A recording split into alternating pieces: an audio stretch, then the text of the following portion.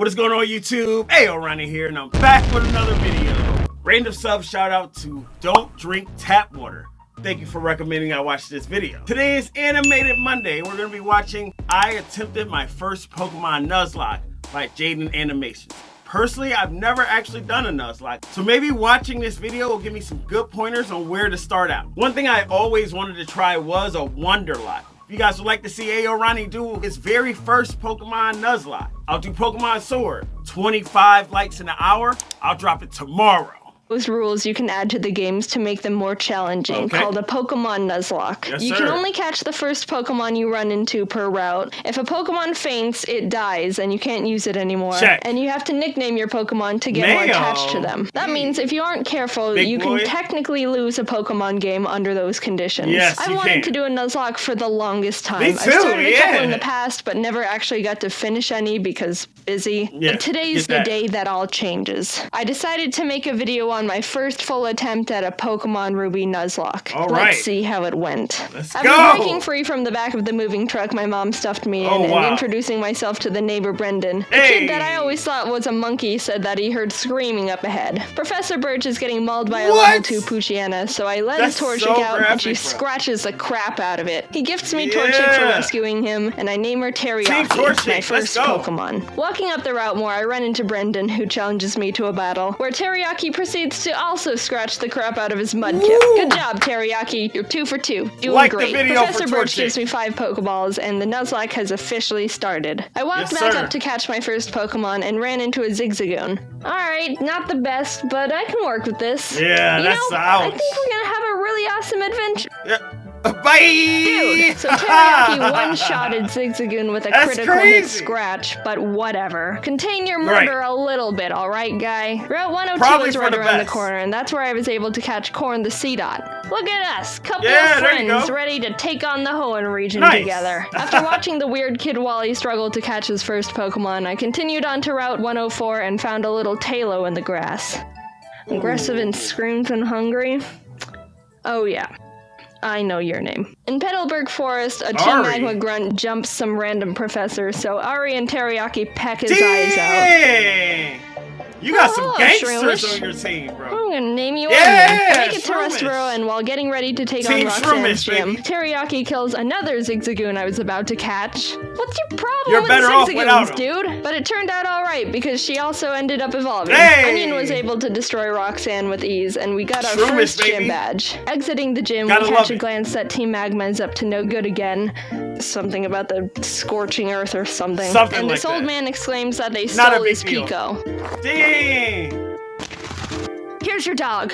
Also, you're coming with me. The mayor thanks me by turning me into his errand boy, and I arrive in Dewford to give a letter to Stephen.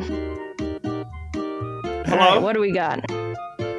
Hey, not bad. Don't do that. Not bad. We got love for him for a while. After finding Steven, it was time to take on Brawly, the next gym leader. Ari's a stone-cold killer and easily earned MVP in that fight. Things are going well. 2 badges in, and the team is looking good. Not bad. On my way to the next city, I caught a tentacle on the beach. Hey, throwback. Squidward. Yes, sir. And after beating Team Magma and Brendan again in Slateport, it was time again to get ready for the gym battle with Watson. But as I was fighting some trainers, Chomps the Mawile got electrocuted a bit too hard and was killed.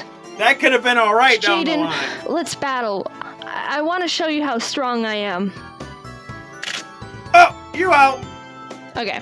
Ari, this is an electric gym. You're not allowed to fight in here, so you can just wait outside. You want to sit that one out?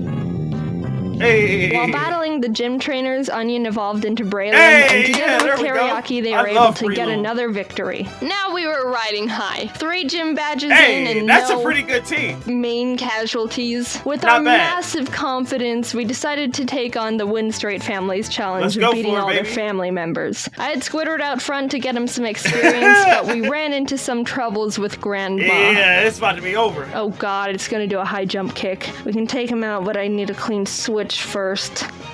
Ooh. Yeah, you coming with me. Oh! No love for Whismer. So I had to sacrifice Hushchild the Whismer, but honestly that was the safest move to ensure no one else died. Nobody Goodbye, important Hushchild. at least. You might be missed. While we were heading to Fall Arbor, fighting some trainers, Ari evolved. Yeah! My big bird. I know, that's right. Look at you. Yeah. We were almost to town, but we had to get through the sooty grass on 113. Skarmory? Oh. Oh, jeez. Yeah, that's not good. Get in there with the rest of them. We don't need to. I walked into Meteor Falls to see Team Aqua and Team Magma arguing about water and rocks. Can I go?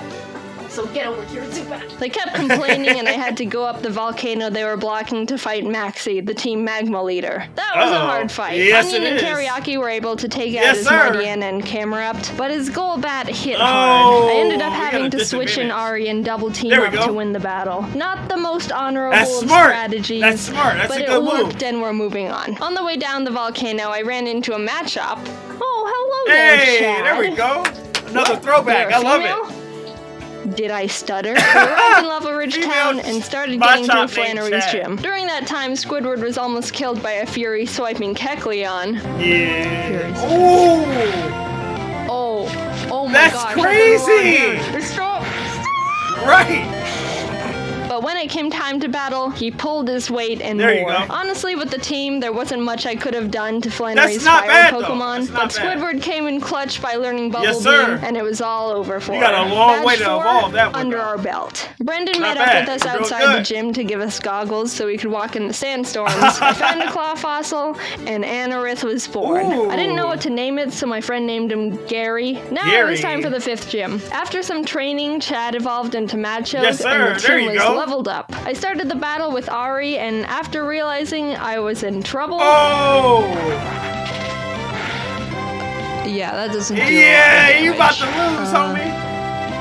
Oh, no! I managed to squeak by with more double teams. Ari was barely able to take out the first slacking, so when the second one came out, I knew I had to use a different strategy. It's a wrap. I brought out Onion to leech seed it and try and get more chip damage in, which worked. Just use a fighting move, but he was also killed by Slacking's Facade, which I thought he could take. Chad was able to finish off the rest of the fight, but that was the first death that actually hurt. R.I.P. to Breloom in the chat. I'm not crying. Someone's just chopping Oh my God! But with every down, there's an up. And Corn stepped up and was ready to fill Onion's spot. While passing through Mauville again, Watson asked us to help him turn off the city's generator. And while down there, I found a Magnemite. Hey, not bad. You want to come with? Okay. We kept on our way, catching Spurky the Electrike, and while fighting some trainers, Corn survived 2 very close calls. He took a Swords Dance boosted Fury Cutter by Ninjask, and a misclick from me, which resulted in him tanking a wing attack from a Tailo. No! Oh! Not bad. Dude, Corn, I'm so sorry. You're such a trooper. Good news is Squidward evolved while training, so that's neat. We arrived in Fortree City, and this was a gym I was really nervous about. Not only did we not have a good team to take on a flying-type gym, but Winona's Altaria is notorious for sweeping teams if she sets up too many dragon dances. I went to the grass to train up the team. And the worst happened. Corn was killed by pin missile from a Zigzagoon. Wait, no. Are you serious? Oh! All that training down the drain. Corn! You monster! How could you do this? Is this why you kept trying to kill all the Zigzagoons? Yes, it was. I want to think that Corn sacrificed himself because he knew we were at too much of a disadvantage going into Winona's gym. And by opening up a space, we could get the type advantage we needed to stand a chance. True. With a heavy heart, I brought Zip Zap Zop the Magnemite to the team. Zip Zap Zop. And realized how much more grinding I was gonna have to do. Yes, ma'am. I had to fight so many Merrills to get Zip Zap Zop on par with the rest of the team. You want to know how many? The move Thunderbolt can be used 15 times before it runs out. And I had to go back to the Pokemon Center almost 6 separate times to refill it. It's alright, it's all part of the fun. Killed more than 80 Merrill that were living in that lake. Winona led with Swellow, which Zip Zap Zop was able to take out. But she immediately brought out Altaria, which made me very scared because I know she's got Earthquake on that thing. I didn't have a clean switch, and I knew no one on the team could take 2 hits from this Cloud Bird. so I ultimately decided that I'd have to have Zip Zap Zop paralyze it in exchange for his death. Goodbye, Zip Zap Zop. You weren't here for long. That's a smart play, though. But your efforts will not be in vain. Earthquake? Oh my god! Hey! Somehow Zip Zap Zop lived the earthquake. There you go, on 2 HP like a mad lad. Technically.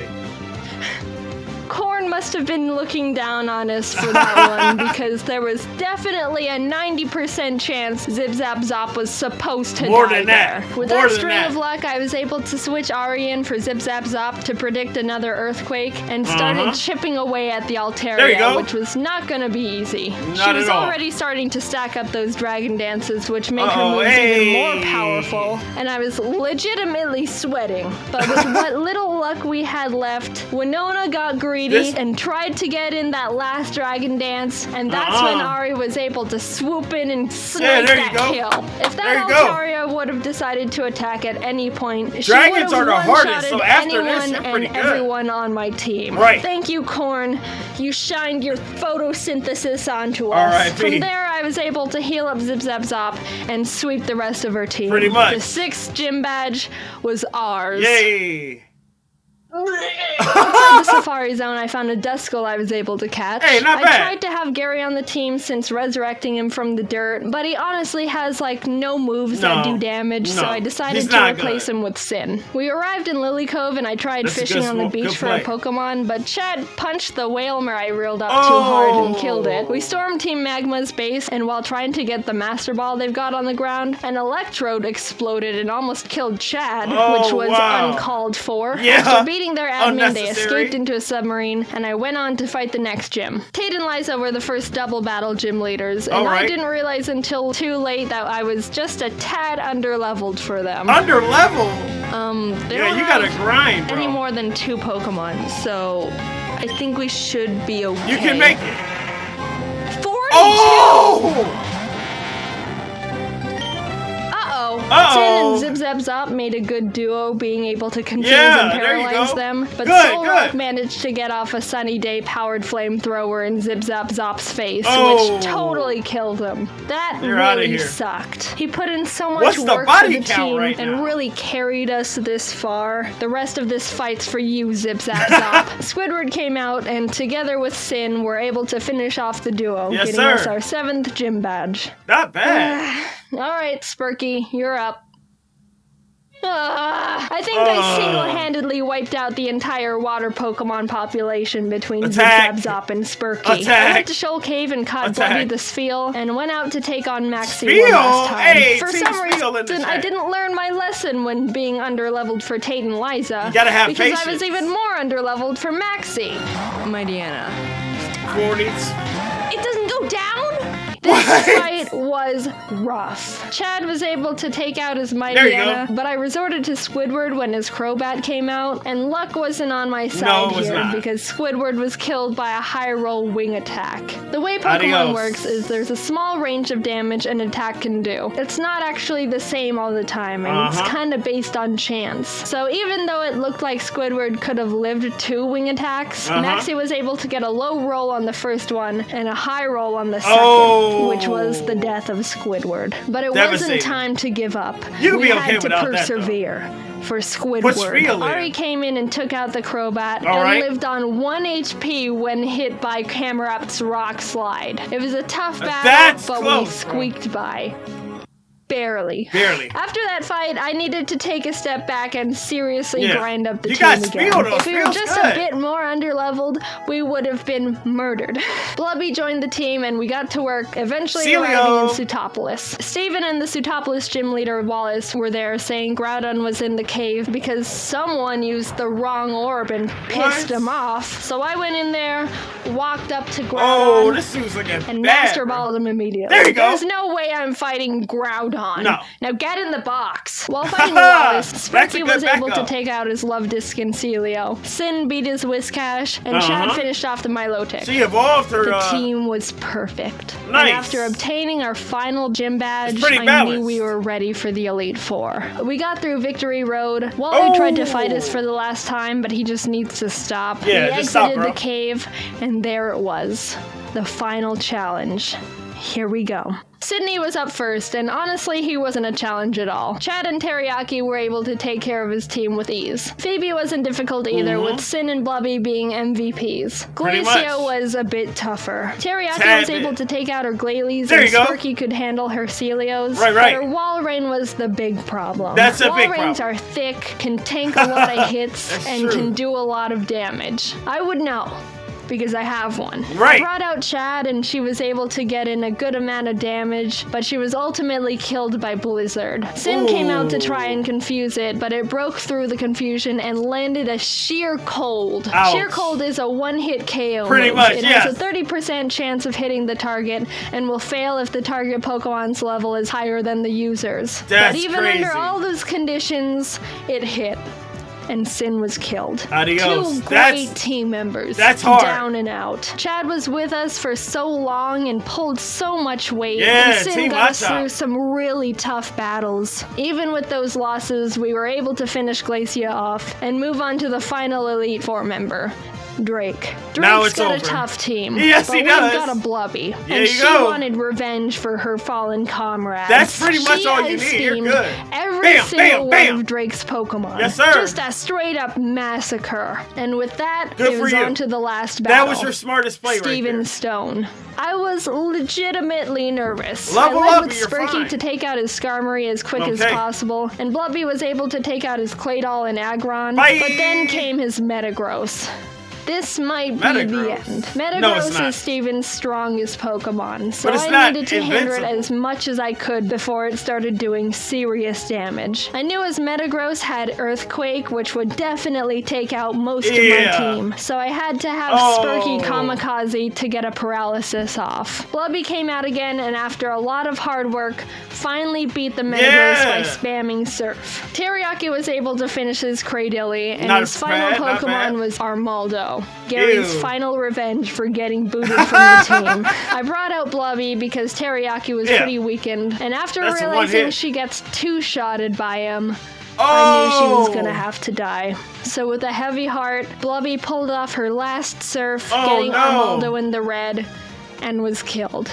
Teriyaki, the Pokemon who's been with us from the start, who's seen her friends die in front of her. Oh my God, the OG, it's so dramatic. Refused to let any more murder happen. That's right, let it happen. Onion, Make it happen. Corn, Zip Zap Zop, Squidward, Chad, Sin, Sparky, Blubby. Their zeros and ones won't go down in vain. One good kick to the head, and we did it. We completed the Pokemon Ruby Nuzlocke. Teriyaki and Ari were the only survivors, but the whole team put in a lot of work to get us to #1.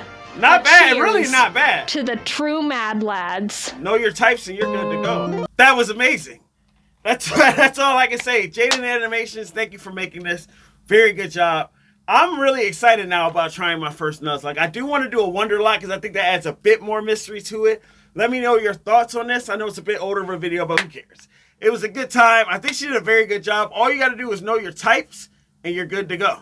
For a first-timer, she did a really good job. Even though she did say she failed a couple times, hey, you got to fall down to get back up. In the meantime, if you like this video, you want to see more like it, don't forget to strike pose on that like button. Subscribe now to join the AYOFAM. I'm going to see you guys in the next one.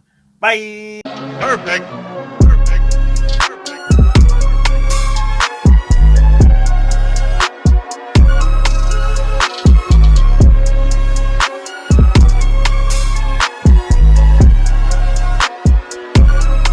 Supreme victory!